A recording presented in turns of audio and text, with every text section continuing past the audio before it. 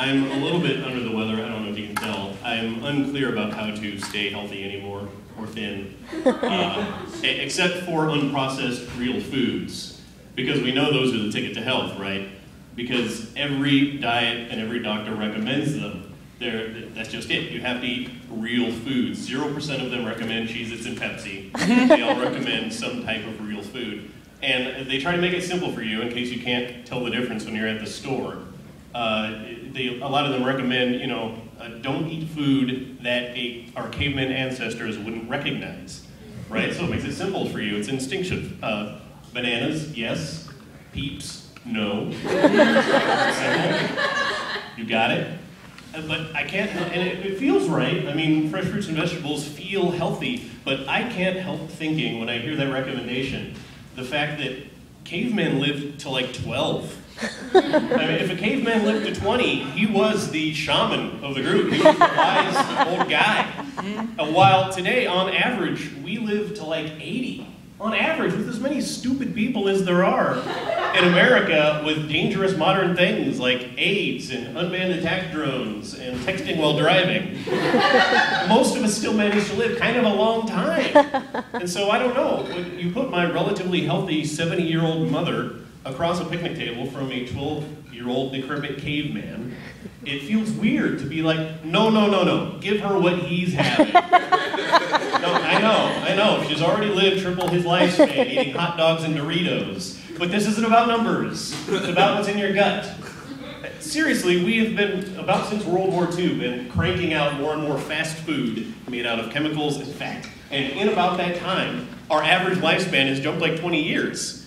They might not be related, but McNuggets might be people preservers, and we just can't admit it to ourselves. I mean, we might need the 4,000 calories in a Java Mocha Chip Grande Frappuccino to keep our modern brain software humming. I mean, if you think about it, cavemen didn't have to worry about whether America's Got Talent. We do. Cavemen dealt only with normal birds, while modern birds are angry. And flip it around, I mean, what if cavemen did live more awesome lives than us, despite all evidence to the contrary? What if they got that way by eating the animals that went extinct? I mean, the top cavemen doctors might have recommended eating woolly mammoth 3 times a week. We can't follow that guideline, even if we want to. What if instead of vitamin D, we're supposed to be overloading on saber-toothed tiger steak? We can't.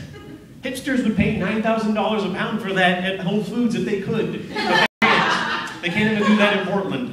It doesn't exist. And being a comedian, and of course prone, therefore, to depression, I often have those days where I think, why would I want to extend this? And a lot of people will then tell you, well, for the children, for your kids. I, of course, don't have any kids, so it doesn't pull me in much of a direction. I have reached the point, though, where most of my friends have sold me out and had them. So they're around me a lot. And it occurs to me, having kids around all the time is kind of like being bugged. And I don't mean annoyed, because clearly they do that all the time. I mean bugged like the Nixon White House. In fact, I wonder if we should all be wary of children like Nixon was of the commies. Because if you think about it, like a kid is, among other things, a little listening device that will take in what you say and eventually narc you out. Only, unlike a machine, it may misinterpret you, and you don't really know when it's on. I mean, let's be honest, you can tell a kid some honest-to-God, really life-changing advice, and you will lose him the minute a dog goes by. And you may be saying something that's the stupidest thing you've ever said, because let's be honest, you were texting while you said it, and that's the thing the kid remembers until he's old enough to be telling his kids how stupid you are. Like, hey kid, you probably shouldn't fart after pudding. What? Come back here. That's my time, everybody. Thanks.